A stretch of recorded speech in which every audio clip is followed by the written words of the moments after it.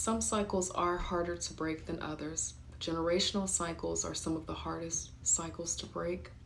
Identity cycles, confidence cycles, relationship cycles are all different types of cycles that we find ourselves swimming through in our confusion before we understand our worth and our potential. Everything could be looked at as a form of a cycle.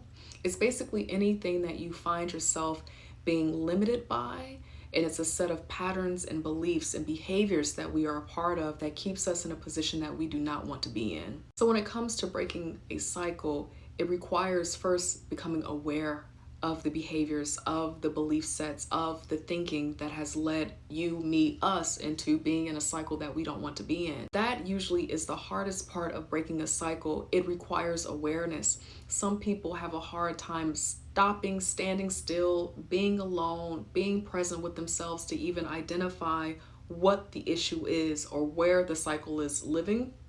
Some people are not willing to be still long enough, get silent long enough, break codependency long enough to actually hear their spirit tell them why they are re-entering into cycles of lack, defeat, limitation over and over and over again. But when you get still and you listen to yourself and you watch yourself without judging yourself, but because you genuinely want to break a cycle, you will become aware. When you become aware, it's what you do with that information. Do you tell yourself that it's not really a big issue? Do you fight yourself and argue with yourself so that you can continue in the behavior or pattern that's comfortable but sabotaging to you? That's another level of breaking a cycle, becoming aware and then deciding, what do I do now that I see this information? I do A, B, and C throughout the day. I'm connected to A, B, and C kinds of people, and I feel these things about myself, for example. I'm aware of these things limiting me, keeping me in a cycle. Now, what am I going to do?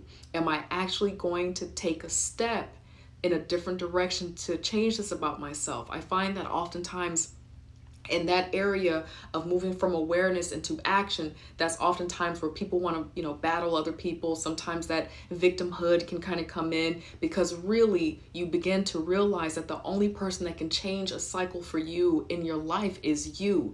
There's no one else that can come and rescue you. There's no one else that can come and change it for you. You have to make the decision. Breaking a cycle can be really challenging because we can only be the person who can be the cycle breaker in our life.